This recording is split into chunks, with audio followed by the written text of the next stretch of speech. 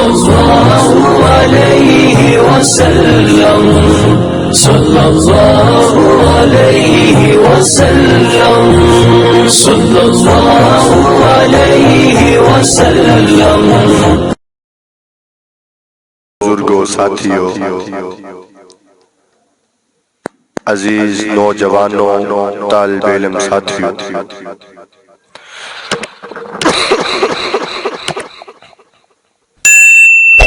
اللہ رب العزت نے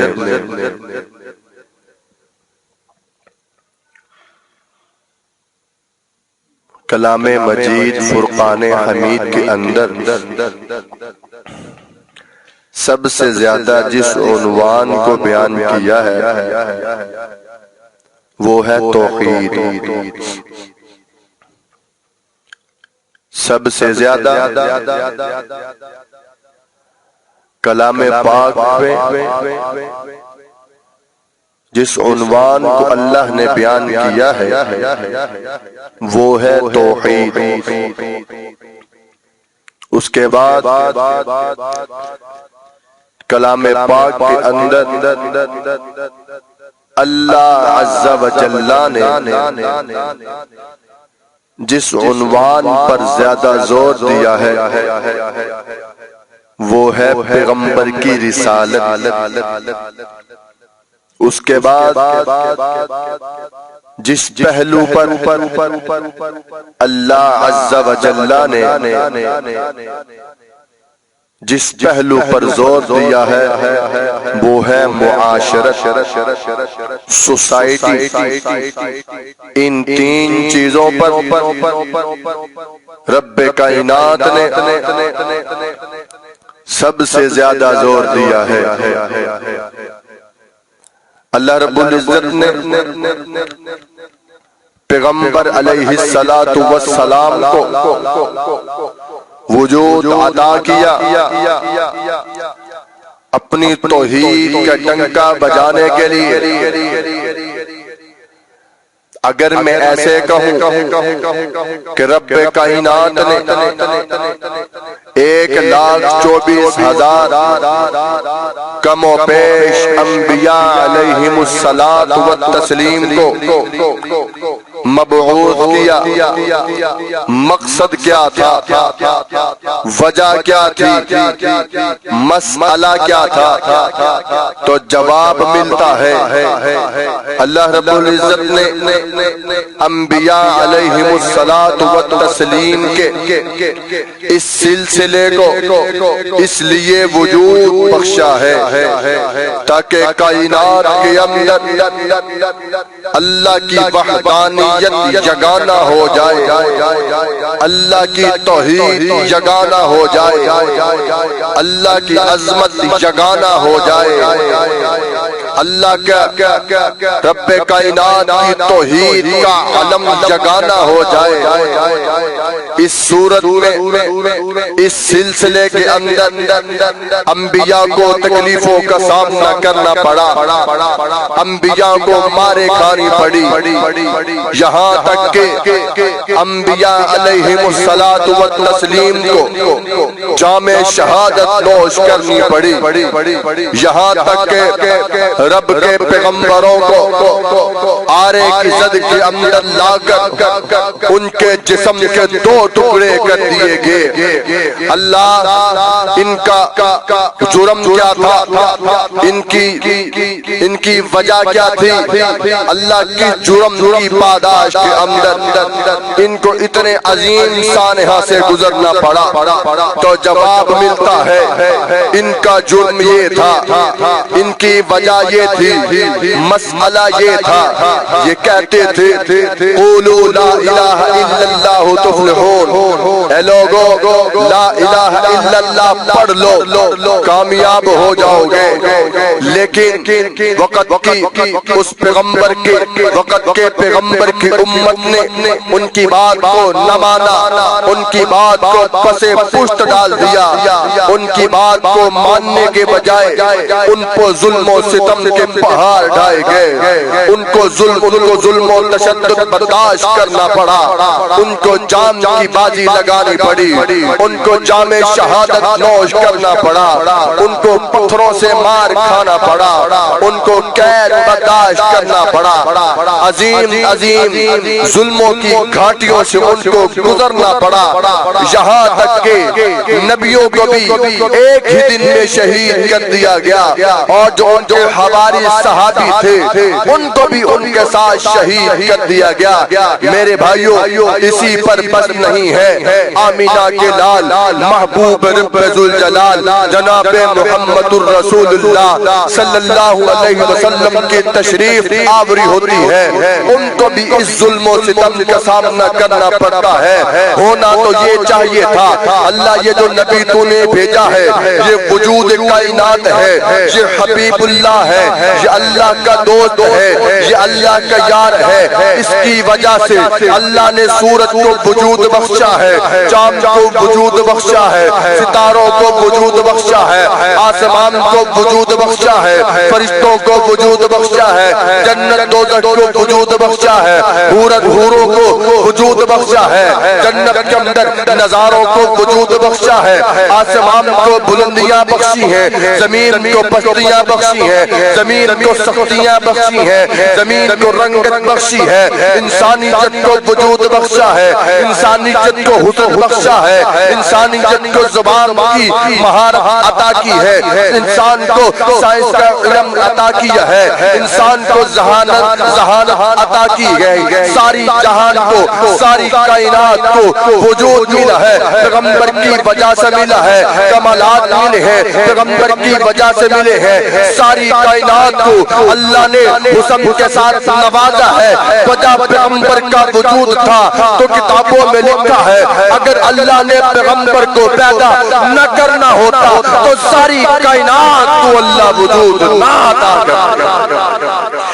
جبریل کو وجود ملا میرے پیغمبر کی وجہ سے، اسرائیل کو وجود ملا میرے پیغمبر کی وجہ سے، اسرافیل کو وجود ملا میرے پیغمبر کی وجہ سے، میکائیل کو وجود ملا میرے پیغمبر کی وجہ سے، اللہ کے عرش کو جن فرشتوں نے اٹھایا ہوا ہے ان کو وجود ملا میرے پیغمبر کی وجہ سے۔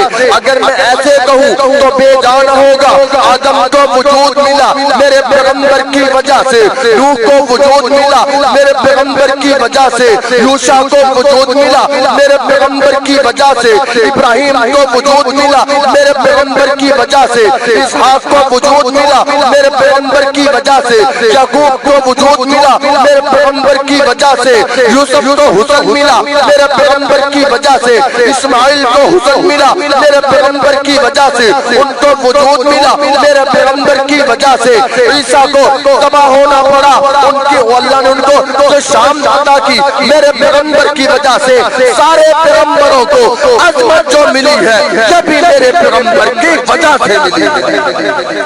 عظمت جس کو ملی وجہ میرا پیغمبر، حسن جس کو بھی ملا وجہ میرا پیغمبر، ساری کائنات کو جو کچھ بھی عطا کیا گیا وجہ میرا پیغمبر۔ سامعین جی وقار، ہونا تو یہ چاہیے تھا، اللہ نے پیغمبر کو وجود عطا کیا، ساری کائنات کو وجود جو عطا کیا پیغمبر کی وجہ سے کیا۔ ہونا تو یہ چاہیے تھا جب آمینہ کا لال تشریف لائے اس کو رب کی وحدانیت کے پرچار کے لیے ان مصائب، مشکلات، ظلم و ستم سے نہ گزرنا پڑتا۔ ہونا تو یہ چاہیے تھا اللہ کے توحید کے پرچار کے لیے آمینہ کا لال جیسے ہی دنیا کے اندر مبعوث ہو اس قوم کے لوگ سلامی پیش کریں، ان کو پھولوں کے ہار پیش کریں۔ کیوں؟ سارے انبیاء نے تو تکلیف اللہ کی توحید کے لیے برداشت کر لی، لیکن یہ محبوب رب ذوالجلال ہے، یہ محبوب کائنات ہے، یہ وجود کائنات ہے، یہ امت کے لیے رحمت ہے، جہان کے لیے رحمت ہے، کائنات کے لیے رحمت ہے۔ ہونا تو یہ چاہیے تھا اس کو اللہ پروٹوکول عطا کرتے، لیکن ایسا نہیں، پروٹوکول نہیں ملا۔ اللہ کی توحید کو جب پیغمبر علیہ الصلوۃ वस्सलाम ने फरान की चोटी पर खड़े होकर ऐलान किया, क़ूलू ला इलाहा इल्लल्लाहु तुफ्लिहून। होना तो ये चाहिए था। इसके जवाब के अंदर पैगंबरे कायनात को फूलों के हार पहनाए जाते, इसके जवाब के अंदर मुबारकबाद पेश की जाती, इसके जवाब के अंदर पैगंबर को गले मिला जाता, इसके जवाब के अंदर दावतों का प्रोग्राम किया जाता, जी पार्टी का प्रोग्राम किया जाता, पैगंबर को प्रोटोकॉल अता किया जाता। लेकिन ऐसा नहीं हुआ। जिस तरह मेरे पैगंबर ने फरान की चोटी पर खड़े होकर ऐलान किया, क़ूलू ला इलाहा इल्लल्लाहु तुफ्लिहून, रब की तौहीद का प्रचार किया, अल्लाह की तौहीद के अलम को बुलंद किया। इसके जवाब के अंदर कोई प्रोटोकॉल नहीं मिला, कोई मुबारकबाद नहीं मिली, कोई फूलों के हार नहीं मिले, कोई गुलदस्ते नहीं मिले, बल्कि सबसे पहले पैगंबर के घराने ने, पैगंबर के चचा ने पैगंबर के चेहरा अनवर पर पत्थर मारा, जिसे अबू जहल कहते हैं। वो पैगंबर का सगा चचा अबू जहल था। अल्लाह की तौहीद को बयान करने के लिए पैगंबर को फूलों के हाथ नहीं पड़े, मुबारकबाद नहीं पेश की गई। नबुव्वत का ताज अल्लाह ने आपके सर पर रख दिया, खत्मे नबुव्वत का ताज अल्लाह ने आपके सर पर रख दिया। इसकी खुशी में पैगंबर को मुबारकबाद नहीं पेश की गई, बल्कि सबसे पहले अल्लाह के हबीब सल्लल्लाहु अलैहि वसल्लम के मुखालिफिन खड़े हो गए। तो पता चला अगर हक बयान करोगे, हक की बात करोगे, अल्लाह की तौहीद का प्रचार करोगे, पैगंबर की रिसालत की बात करोगे, सबसे पहले तुम्हारे मुखालिफिन तुम्हारे सामने आ जाएंगे। आज लोग कहते हैं मौलवी साहब ऐसी बात किया करो कि जिसके अंदर किसी के खिलाफ बात ना हो, मौलवी साहब ऐसी बात किया करो जिससे सब राजी हो जाए, जिससे सारे राजी हो, कोई ऐसी बात किया करो। मैं पूछना चाहता हूं 1,24,000 कमोबेश अंबिया अलैहिमुस्सलातु वत्तस्लीम दुनिया में तशरीफ लाए। किसी ने अल्लाह की तौहीद की बात की, किसी ने बात की। कोई भी नबी ऐसा था कि जिसके सारे के सारे मानने वाले थे? कोई भी नबी ऐसा नहीं था। कोई नबी ऐसा नहीं था कि जिसकी इस बात को सारे मानने वाले हो जाए। आप कहेंगे मौलवी साहब अल्लाह ने आदम अलैहिस्सलातु वस्सलाम को पैदा किया, उनकी तो बात मानने वाले सारे थे, उनके उम्मत में कोई काफिर नहीं था, उनकी औलाद सारी की सारी मुसलमान थी। तो मैं पूछना चाहता हूँ जब अल्लाह रब्बुल इज्जत ने हजरत आदम अलैहिस्सलातु वस्सलाम की जिस्म अतहर को वजूद बख्शा, उसको बनाया, बनाने के बाद रूह फूंकी, अल्लाह ने कहा चलो फरिश्तों फसजदू सजदा करो, इल्ला इब्लीस ने कहा मैंने नहीं करना। तो आदम अलैहिस्सलातु वस्सलाम को बनाया, उस पर भी सबको इत्तेफाक नहीं था। इब्लीस खड़ा हो गया, नहीं मैं करता, नहीं मैं सजदा करता। आदम अलैहिस्सलाम से लेकर पैगंबरे कायनात कोई भी नबी ऐसा नहीं गुजरा कि जिसके बाद के साथ सारे के सारे मुत्तफिक हो। इब्राहीम अलैहिस्सलातु वस्सलाम को देख लीजिए, लोग कहते हैं ऐसी बात करो जिससे किसी को इख्तिलाफ ना हो, सारे बात मान ले। मौलवी साहब कोई ऐसी मुस्बत बात किया करो। इब्राहीम अलैहिस्सलातु वस्सलाम को अल्लाह ने नबुव्वत का ताज अता किया, अभी बच्चे ही हैं। अल्लाह ने कहा चल इब्राहीम मेरी तौहीद के अलम को बुलंद कर। और किसके घर में पैदा हुए? वजीर मजहबी उमूर। किसके घर पैदा हुए? वजीर मजहबी उमूर। नमरूद का वजीर मजहबी, उस सल्तनत का, उस हुकूमत का वजीर मजहबी उमूर था। याद रखना नमरूद ये ऐसा बादशाह गुजरा, दुनिया में 4 बादशाह ऐसे गुजरे हैं جنہوں نے پوری دنیا پر حکومت کی، ان میں سے ایک نمرود تھا۔ جس زمین پر ہم بیٹھے ہیں اس زمین پر بھی یہاں بھی نمرود کی حکومت تھی۔ تو اتنی بڑی پوسٹ تھی آزر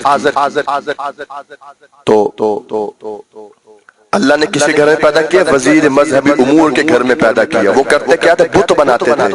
بت بنتا تھا، پھر ان کے کاغذوں میں پاس ہوتا تھا جی ٹھیک ہے یہ بت ہے، تو پھر جناب وہ منظر عام پہ آتا تھا۔ وزیر مذہبی امور تھے، ان کے گھر کے اندر اللہ پیدا کیا۔ اللہ نے کہا چل سونیا، باپ تیرا بت بنانے والا ہے اور تو بت کو مٹانے والا ہے، کر دے میری توحید کا پرچار، کر دے میری توحید کے علم کو بلند کر دے۔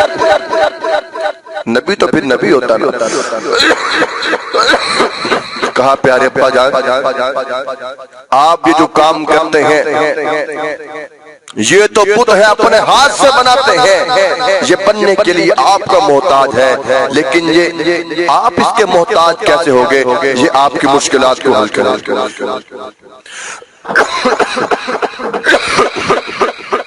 تو وقت کے نبی نے یہ کہا تو ابراہیم علیہ السلام کے والد نے کہا اچھا میرے گھر پیدا ہو کر، میرا بیٹا ہو کر، میرا کھلایا ہوا کھا کر میرے خلاف کھڑا ہو گیا، میرے خدا کی نافرمانی کر رہا ہے۔ قارون کو پتا چلا، یہ خیر یہ لمبے واقعات ہیں، کیا کیا ہوا پھر وہ آگے کنویں میں ڈالنے کا، آگ میں جلانے کا منصوبہ بنایا، یہ الگ سے ایک موضوع ہے۔ تو میں عرض کر رہا تھا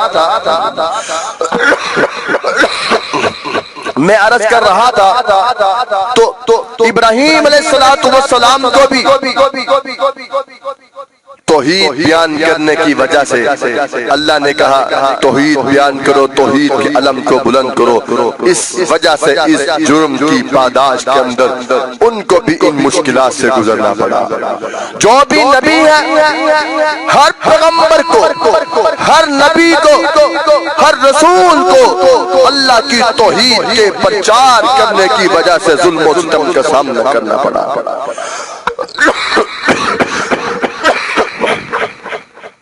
اللہ کے حبیب آمینہ کے لال محبوب رب ذوالجلال جناب محمد الرسول اللہ صلی اللہ علیہ وسلم نے ارشاد فرمایا، لوگو میرے صحابہ سارے نبیوں کی مشقتیں ایک طرف، تکلیفیں ایک طرف، مارے ایک طرف، سارے نبیوں کی مشقتیں تکلیفیں ایک طرف ہے، مجھ محمد کی تکلیف ایک طرف ہے۔ لوگوں میری تکلیف ان تمام انبیاء کی تکلیفوں سے بڑھ گئی۔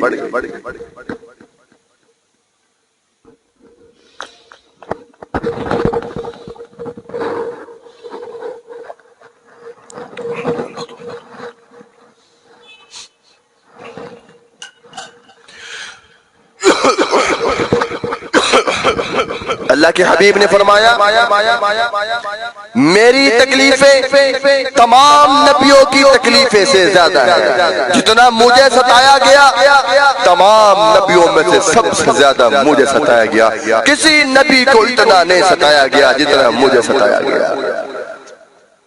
ابو جہل نے کہا اے میرے بھتیجے محمد صلی اللہ علیہ وسلم، ہم تو بیت اللہ میں آتے ہیں، ہم تو بیت اللہ کا طواف بھی کرتے ہیں، حج بھی کرتے ہیں، عمرہ بھی کرتے ہیں، ہم تو آپ کے بیت اللہ میں آتے ہیں، آپ بھی ہمارے بت خانے میں آ جائے کریں۔ کوئی بین بات کر لے کہ کسی کو اختلاف نہ اس سے ہو، کسی کو اختلاف نہ اس سے ہو، لیکن اللہ کے حبیب آمینہ کے لال محبوب رب ذوالجلال جناب محمد الرسول اللہ صلی اللہ علیہ وسلم نے ارشاد فرمایا، نہیں میرے پیارے چچا ایسا نہیں ہو سکتا، اللہ نے اس پیشانی کو اپنے سامنے جھکنے کے لیے پیدا کیا ہے، یہ پیشانی اس جبین نیاز کے تقدس کو اللہ کی چوکٹ پر ہی ہم جھکا سکتے ہیں، غیر اللہ کی چوکٹ پر ہم نہیں نہیں جھکا سکتے۔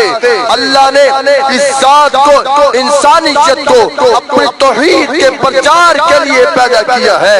ہم بتوں کی عبادت کبھی نہیں کر سکتے۔ میں تو بتوں کو گرانے آیا ہوں، بتوں کو مٹانے آیا ہوں، نہ کہ بتوں کے آگے اپنے سر کو جھکانے آیا ہوں۔ مجھے افسوس سے کہنا پڑتا ہے انبیاء نے تو مارے کھائی اللہ کی توحید کی خاطر، پیغمبروں نے جانوں کے نذرانے پیش کر دیے اللہ کی توحید کی خاطر۔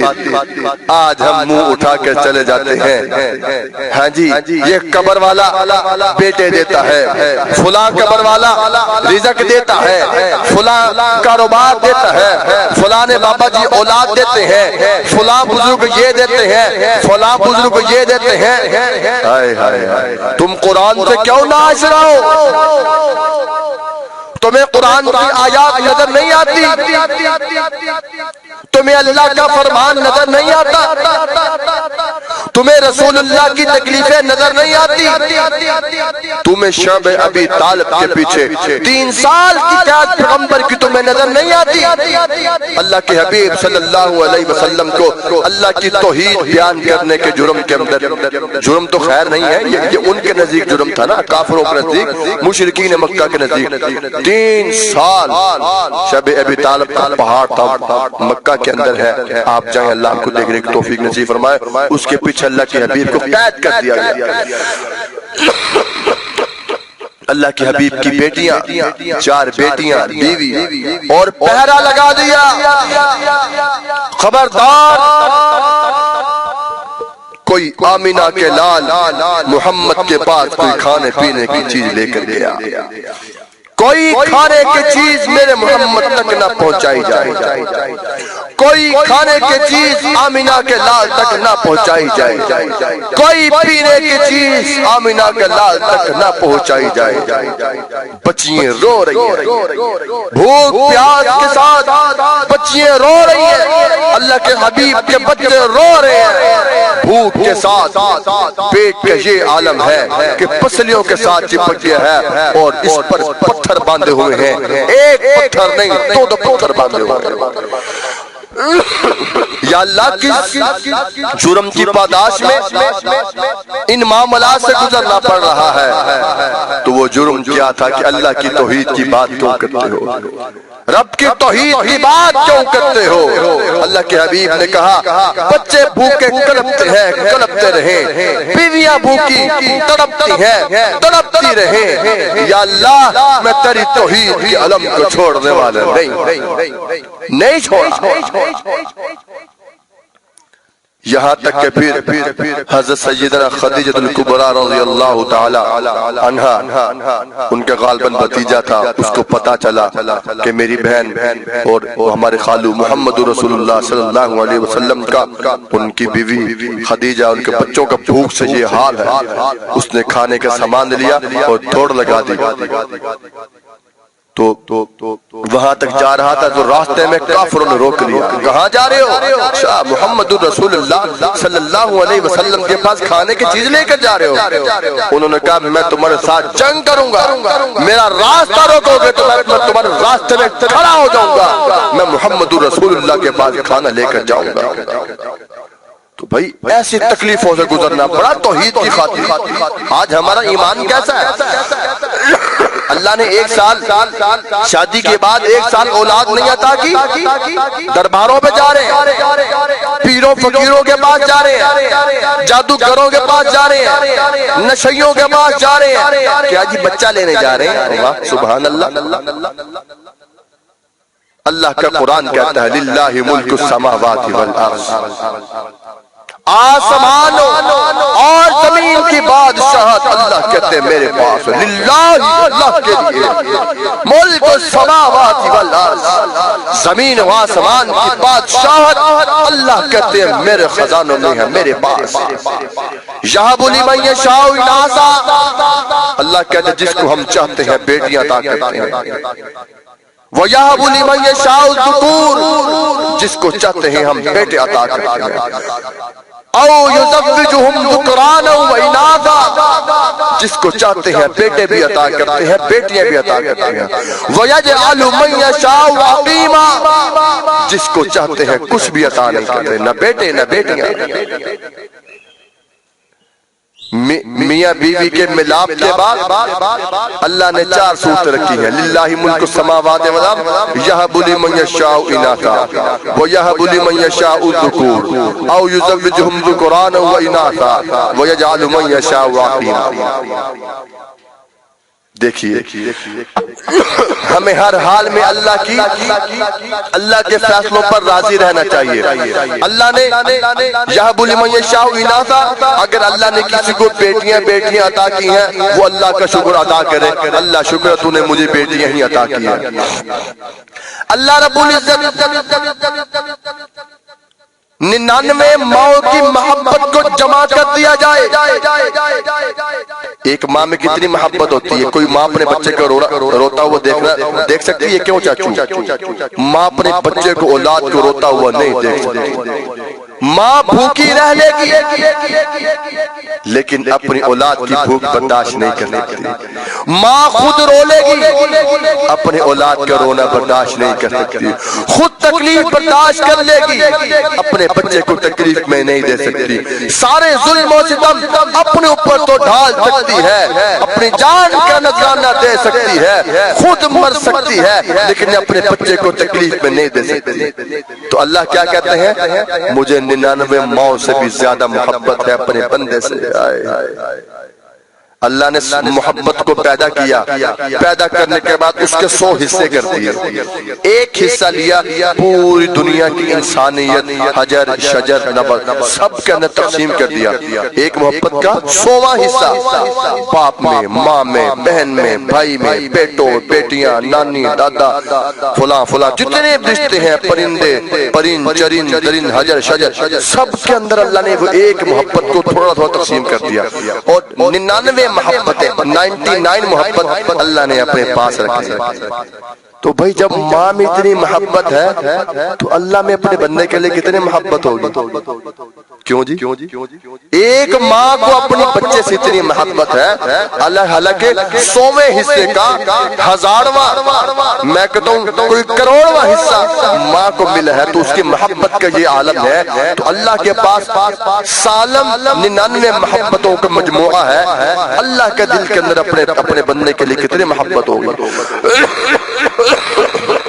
تو پتا چلا جس طرح ماں اپنے بچے کے لیے نقصان دہ والی بات نہیں سوچ سکتی، اسی طرح اللہ بھی اپنے بندے کے لیے نقصان دہ والی بات نہیں سوچ سکتی۔ ایک چھوٹی سی اور مثال سمجھ کے بات کو آگے چلاتا ہوں۔ مثال کے طور پر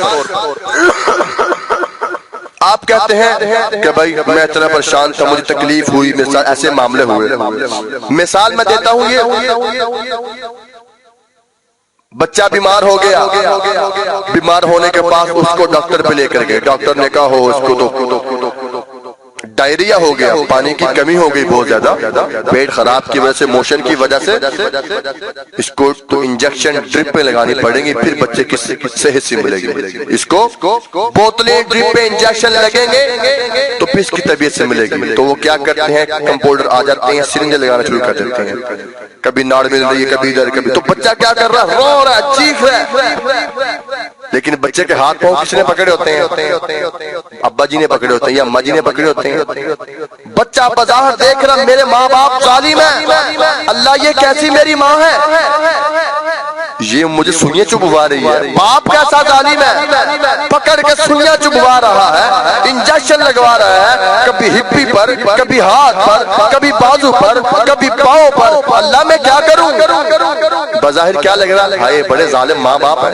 اتنا بچہ رو رہا ہے، سانس نہیں لے رہا، نیلا پیلا ہو رہا، رو رو کے سانس رک رہا اس کا، ظالم باپ پھر بھی سنیاں لگوا رہا ہے۔ کوئی کہے گا ایسے؟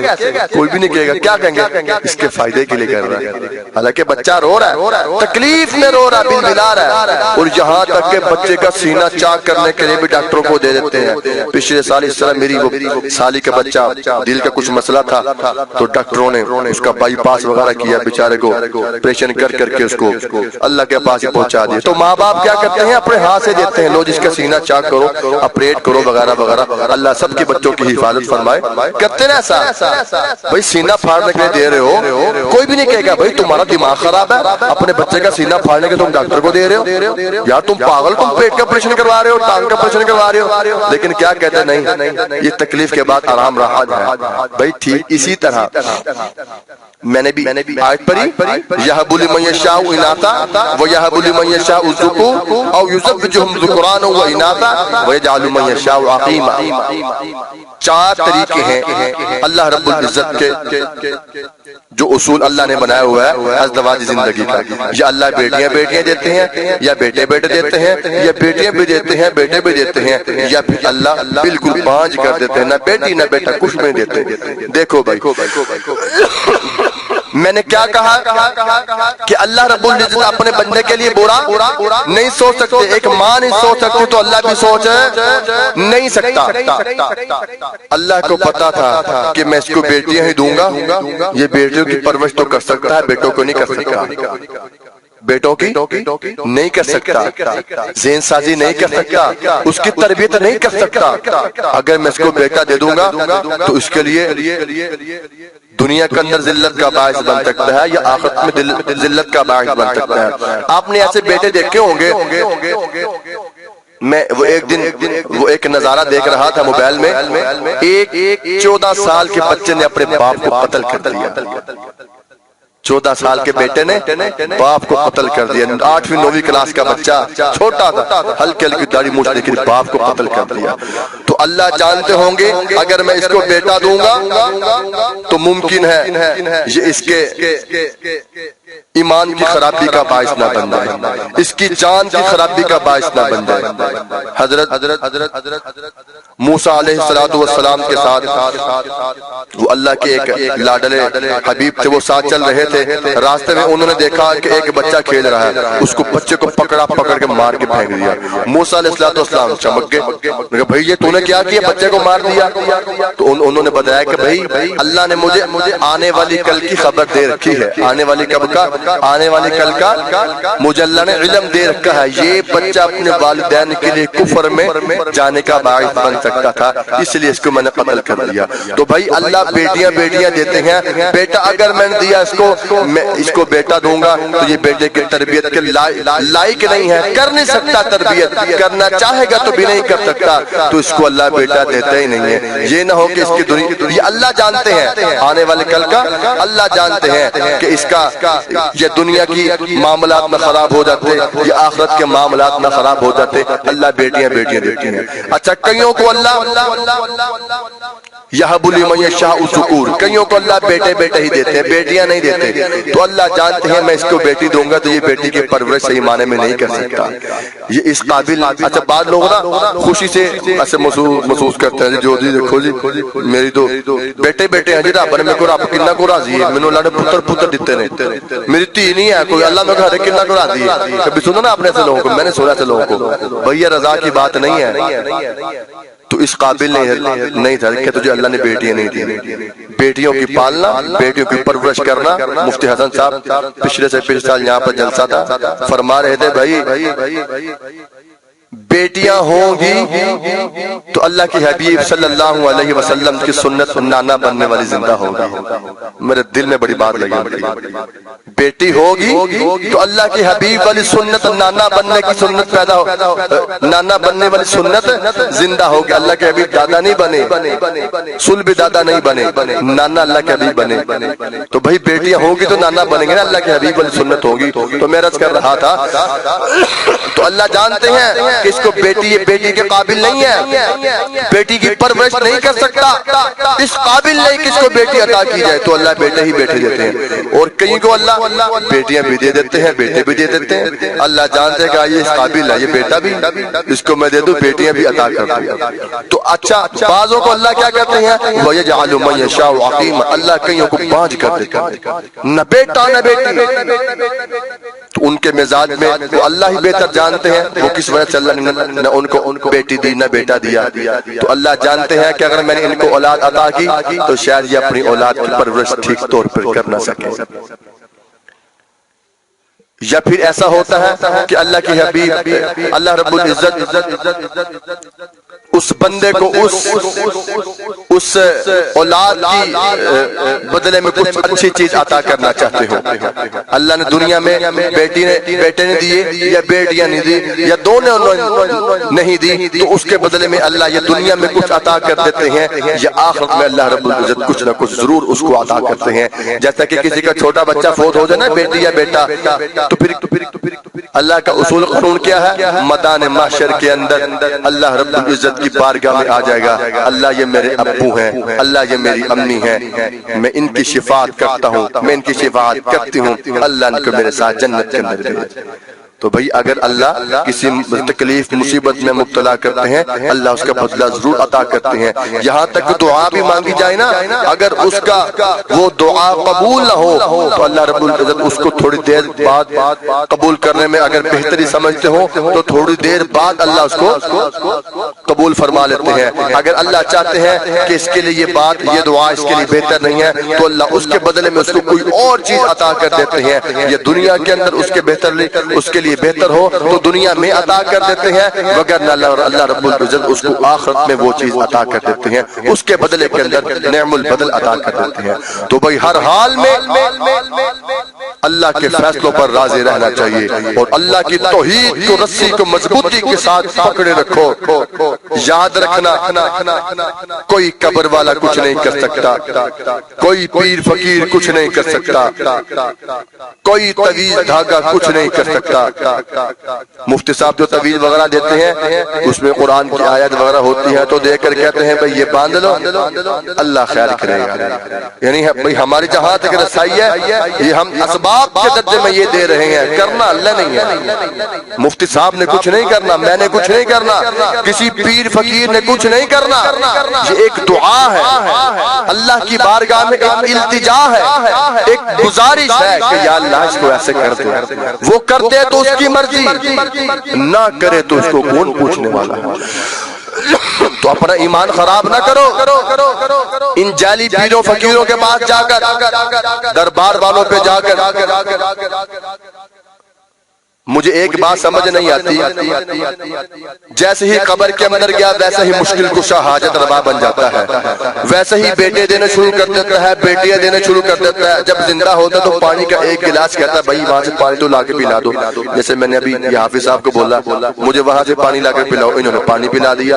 مرنے کے بعد قبر کے اندر گیا، جب زندہ تھا تو پانی تو خود پی نہیں سکتا تھا، جب قبر میں گیا تو روٹیاں بھی کھلانے لگ گیا، رزق عطا کرنے لگ گیا، بیٹے دینے لگ گیا، بیٹیاں دینے لگ گیا. کیسی منطق ہے بھائی؟ جب زندہ تھا، جب کچھ کر سکتا تھا تب تو مانگا نہیں اس سے. جب وہ زمین میں چلا گیا، 5 فٹ زمین کے اندر چلا گیا، 2 گز زمین کے ٹکڑے میں چلا گیا، تو پھر وہ حاجت روا مشکل کشا بن گیا. تو بھائی عقل کو تھوڑا جھنجھوڑیں کہ ہم کس طرف جا رہے ہیں. ہم یہ نہیں کہتے کہ درباروں پہ جانا گناہ کی بات ہے، بری بات ہے، جانا چاہیے. اللہ کی ولی کی قبر کی زیارت کرنا باعث ثواب ہے.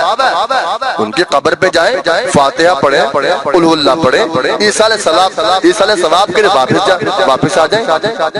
یہ کہ ماتھے کو ٹیکنا، سجدے کرنا، رکوع کرنا، جھک کر نیازی اللہ پتہ نہیں کیا کیا وہ کرتے ہیں. اللہ ہدایت نصیب فرمائے. تو بھائی اپنے ایمانوں کو خراب نہ کرو، اپنے ایمانوں کو خراب نہ کرو.